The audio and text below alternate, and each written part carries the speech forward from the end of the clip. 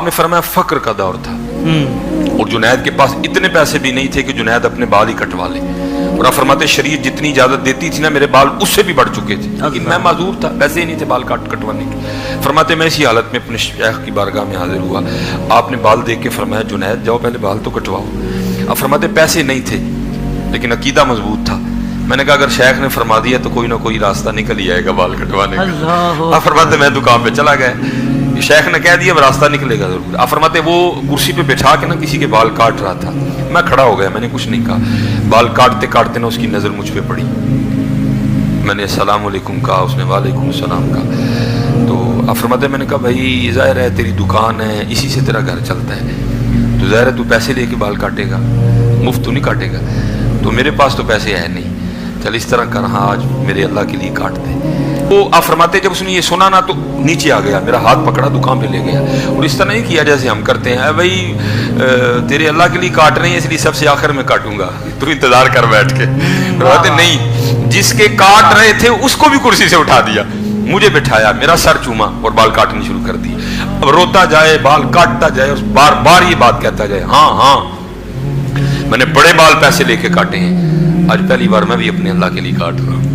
اب آپ فرماتے ہیں بال کاٹتا رہا، روتا رہا، میں نیچے بیٹھ کے یہ نیت بناتا رہا بھائی ابھی تو پیسے نہیں ہیں، اگر کبھی اللہ نے دے دیے تو میں اسے بال کاٹنے کا بدلہ ضرور دوں گا۔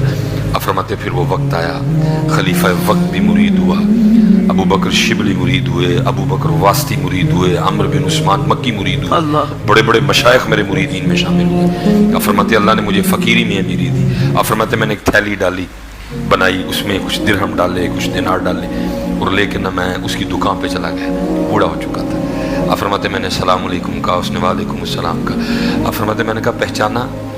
اس نے کہا آپ جنید بغدادی ہیں۔ آپ فرماتے میں نے کہا یاد ہے ایک بار تو نے اللہ کے لیے میرے بال کاٹے تھے؟ اس نے کہا یاد ہے۔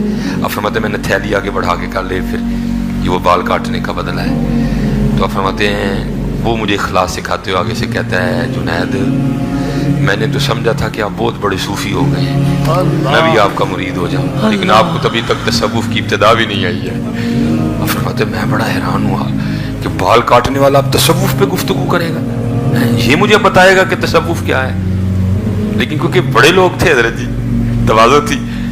آپ فرماتے ہیں میں نے اس سے کہا کہ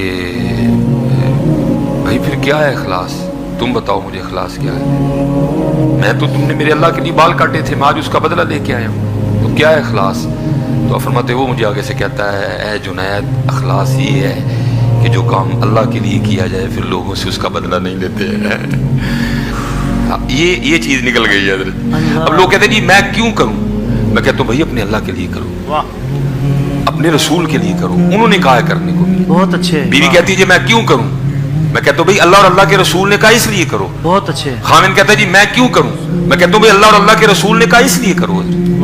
یہ جو نکل گیا نا حضرت جی یہ سب خراب ہو گیا، اسے واپس لانا پڑے گا، سارا کچھ ٹھیک ہو جائے گا۔ بہت اچھے۔ یہ جو نکل گیا نا جی میں کیوں کروں، بھائی اللہ نے حکم دیا، اللہ کے رسول نے حکم دیا، اللہ کے لیے کرو۔ آج حضرت جی اخلاص نہیں ہے، اللہ اخلاص لانا پڑے گا رشتوں میں بھی، رشتوں میں بھی۔